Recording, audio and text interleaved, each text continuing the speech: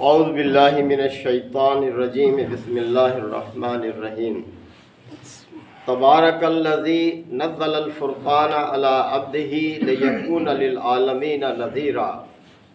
الذی لہ ملک السماوات والارض ولم یتخذ ولدا ولم یکن لہ شریک فی الملک وخلق کل شیء فقدرہ تقدیرا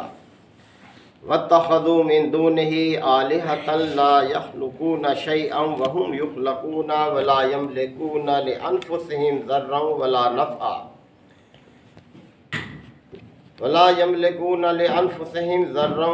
نفعا ولا يملكون موتا ولا حياة ولا نشورا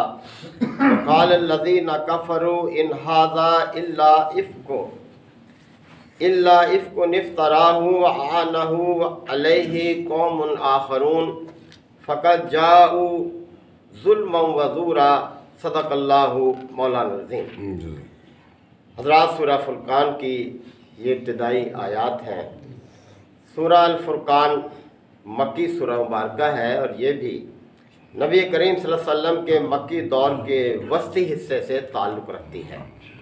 کہ جب مخالفین کی مخالفتیں اپنے عروج کی طرف تھیں اور وہ طرح طرح سے اعتراضات کر رہے تھے اس قرآن مجید پر، نبی کریم صلی اللہ علیہ وسلم کی رسالت پر، آخرت کو ماننے کے لیے وہ تیار نہیں تھے۔ تو انہی چیزوں کا جواب بڑے مدلل طریقے سے رب کائنات نے دیا ہے، اس قرآن مجید کے کتاب برحق ہونے کے حوالے سے، نبی کریم صلی اللہ علیہ وسلم کے نبی برحق ہونے کے حوالے سے، اور ان باتوں کے انکار کے برے انجام سے بھی باخبر کیا گیا ہے، اور نیک رویہ اختیار کرنے والوں کے حوالے سے ان کے اچھے انجام کا ذکر ہے۔ تو بہرحال اللہ تعالیٰ نے آغاز کیا ہے کہ تبارک الذی، بہت برکت والا ہے وہ، یعنی اللہ کی ذات، اس کے اندر بہت برکتیں ہیں۔ برکت کا مطلب کثرت ہے، زیادتی ہے، افزونی ہے، نشو و نما ہے، یعنی بہت پھیلاؤ ہے۔ اللہ تعالیٰ کی یہ جو کائنات ہے، ہر وقت اس میں ہر چیز جو ہے اس میں دیکھیں کس طرح سے بڑھوتری ہے، کس طرح سے نباتات ہر وقت پیدا ہو رہی ہیں، اگ رہی ہیں، پھل دے رہی ہیں، غلہ پیدا ہو رہا ہے۔ اسی طرح سے جانوروں میں دیکھیں کس طرح سے پیدائش کا عمل جاری ہے۔ تو ہر وقت، اور پھر اعمال کے لحاظ سے بھی کتنی برکت ہے اس کے ہاں، کہ کوئی ایک نیکی کرے تو کتنا وہ قدردان ہے اپنے بندوں کے نیک رویے کا، کہ اس کو 10 گنا بڑھا چڑھا کر قبول کرتا ہے۔ کم از کم پیمانہ اس کا یہ ہے، اور زیادہ سے زیادہ کی کوئی حد نہیں ہے، چاہے 70 گنا ہو، چاہے 700 گنا ہو۔ تو فرمایا کہ تبارک الذی، بہت بابرکت ہے وہ جس نے نزل الفرقان، یہ فرقان نازل کیا ہے۔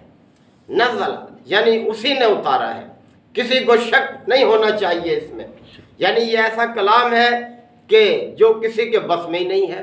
کوئی ایسا کلام پیش ہی نہیں کر سکتا۔ چیلنج بھی کیا ہے سورہ بقرہ میں، آپ بڑی تفصیل سے پڑھتے ہیں، وَإِن كُنتُمْ فِي رَيْبٍ مِّمَّا نَزَّلْنَا عَلَىٰ عَبْدِنَا فَأْتُوا بِسُورَةٍ مِّن مِّثْلِهِ، کہ اگر تمہیں اس کلام کے بارے میں کوئی شک ہے جو ہم نے اپنے بندے پر، ہم نے نازل کیا ہے اپنے بندے پر، فَأْتُوا بِسُورَةٍ مِّن مِّثْلِهِ، تو تم بھی اس جیسی کوئی صورت بنا کر لے آؤ۔ فَإِن لَّمْ تَفْعَلُوا وَلَن تَفْعَلُوا، پھر اگر تم اگر ایسا نہ کر سکو تو ہرگز نہیں کر سکتے ہو، ممکن ہی نہیں ہے یہ۔ فَاتَّقُوا النَّارَ الَّتِي وَقُودُهَا النَّاسُ وَالْحِجَارَةُ، تو پھر اس آگ سے ڈرو، اس آگ سے بچنے کی فکر کرو جس کا ایندھن انسان اور پتھر ہے۔ تو یہ اللہ تعالیٰ نے واضح فرما دی بات کہ نزل الفرقان علی عبدہ، اسی نے یہ فرقان نازل کی ہے اپنے بندے پر۔ فرقان قرآن مجید کے ناموں میں سے ایک نام ہے۔ فرقان، فرق کرنے والا، علیحدہ علیحدہ کر کے واضح کر دینے والا، کس چیز کو؟ حق اور باطل کو، نیکی اور بدی کو، حلال کو حرام کو، جائز اور ناجائز کو، یعنی ان سب باتوں کو یہ واضح کرتا ہے۔ یہ فرقان ایک کسوٹی ہے، یہ معیار حق ہے،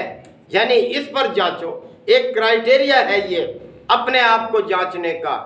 یعنی دو چیزوں کو واضح کرنے کا، تو یہ فرقان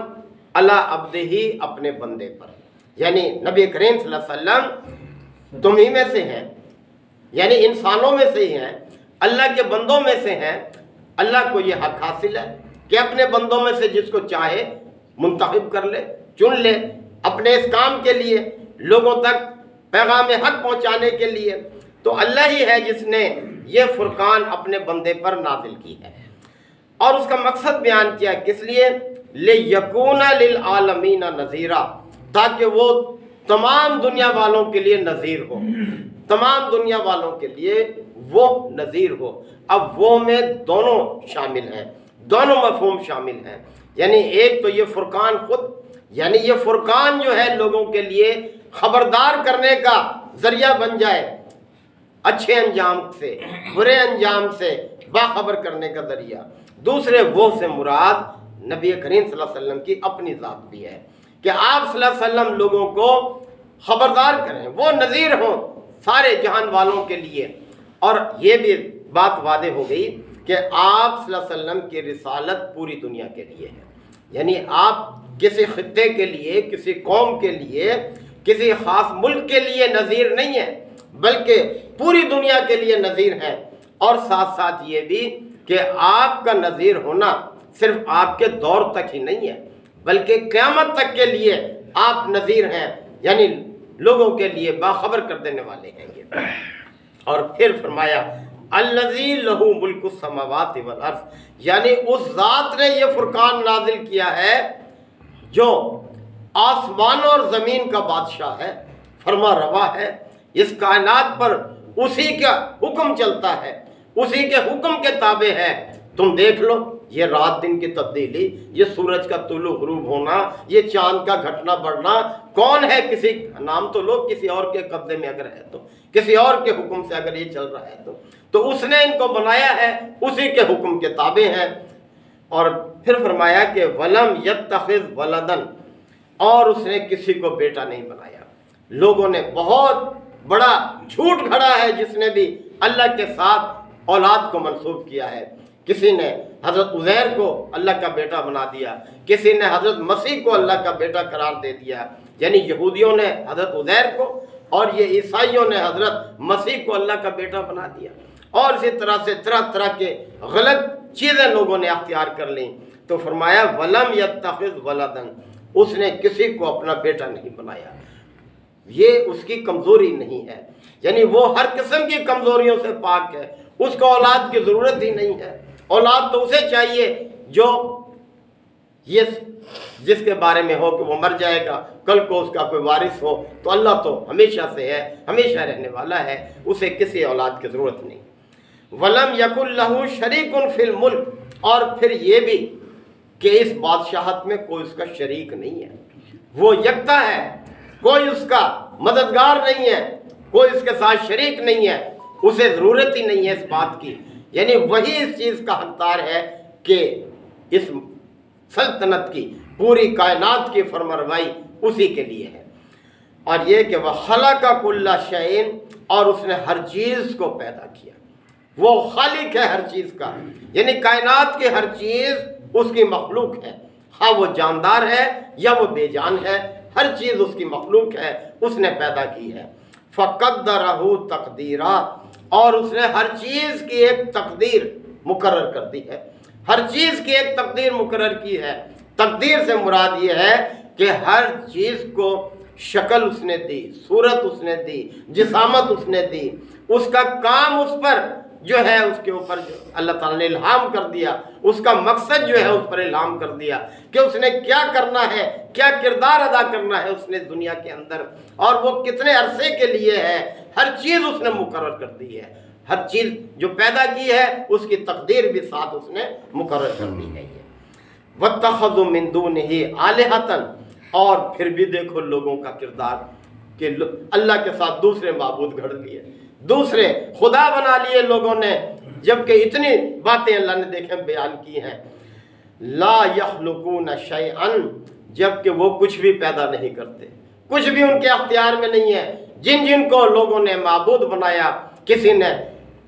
فرشتوں کو اللہ کی بیٹیاں قرار دے دیا، ان کو معبود بنا لیا، کسی نے جنات کو، کسی نے انسانوں کو، کسی نے سورج کو، کسی نے چاند کو، یعنی طرح طرح کی اللہ کی مخلوقات کو اللہ کا ہمسر ٹھہرا لیا۔ تو یہ ہے کہ لا یخلقون شیئا، تو جتنے بھی معبود لوگوں نے گھڑے وہ کچھ بھی پیدا نہیں کرتے، وہم یخلقون، جبکہ خود پیدا کیے گئے، خود پیدائش ہے، اللہ کے بنائے ہوئے ہیں یہ۔ ولا یملکون لانفسہم ضرا ولا نفعا، اور ان کی کیا حیثیت ہے، وہ تو اپنی ذات کے لیے بھی کوئی نفع نقصان کا اختیار نہیں رکھتے، وہ سب اللہ کے محتاج ہیں۔ ولا یملکون موتا ولا حیات، اور نہ ہی کسی کو موت سے ہم کنار کر سکتے اور نہ ہی زندگی بخش سکتے ہیں کسی کو، نہ کچھ پیدا کر سکتے ہیں، ولا نشورا، اور نہ ہی مرے ہوئے کو زندہ کر سکتے ہیں۔ یہ اللہ ہی ہے جو کہ سب انسانوں کو دوبارہ زندہ کرے گا، اس کے ایک حکم سے سب نکل آئیں گے جہاں بھی کوئی ہے۔ وقال الذین کفروا، اور یہ منکرین حق کہتے ہیں، دعوت حق کا انکار کرنے والے لوگ کہتے ہیں، ان ھذا الا افک، یہ تو یعنی قرآن مجید ایک نعوذ باللہ من گھڑت چیز ہے، افک ہے، گھڑ لیا گیا ہے، افطراہ، اور اس کو اس شخص نے خود اپنی طرف سے بنا لیا ہے، وَعَانَهُ عَلَيْهِ قَوْمٌ آخَرُونَ، اور کچھ دوسرے لوگوں نے اس کی مدد کی ہے اس کام میں، یعنی طرح طرح کی باتیں لوگوں نے،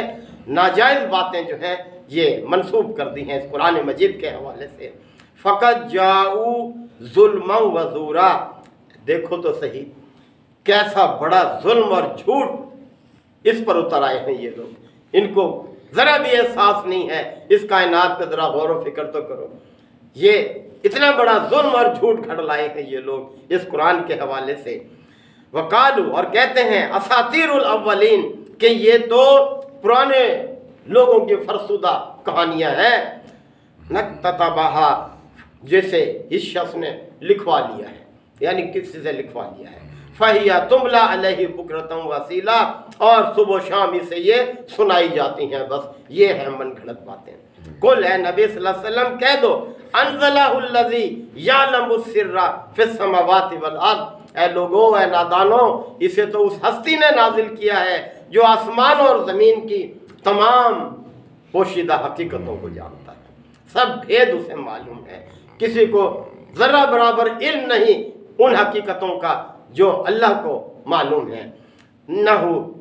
انہو کان غفور الرحیمہ، اور ساتھ دیکھیں درگزر کا پہلو، یقیناً وہ بہت درگزر کرنے والا اور رحم کرنے والا ہے، یعنی اپنی روش اگر تم بدل لو،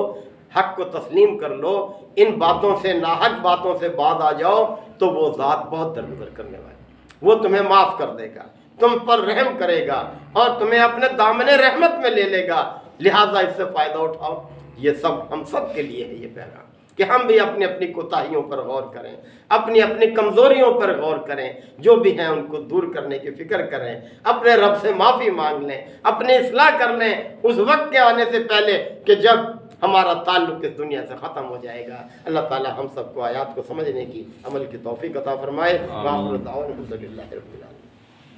الحمدللہ وکفا وسلام علی عبادہ الذین اصطفی، ربنا آتنا فی الدنیا حسنہ وفی الآخرۃ حسنہ وقنا عذاب النار وادخلنا الجنۃ مع الابرار، یا عزیز یا غفار یا رب العالمین۔ اللہم انک عفو کریم تحب العفو فاعف عنا، اللہم من احییتہ منا فاحیہ علی الاسلام ومن توفیتہ منا فتوفہ علی الایمان، یا شافی الامراض اشف مرضانا و مرضى المسلمین، یا قاضی الحاجات اقض حاجاتنا و حاجات المسلمین، اللہم انصر الاسلام والمسلمین، اللہم دمر اعداء الدین، ربنا تقبل منا انک انت السمیع العلیم وتب علینا انک انت التواب الرحیم، صلی اللہ تعالی علی خیر خلقہ محمد و آلہ و صحبہ اجمعین۔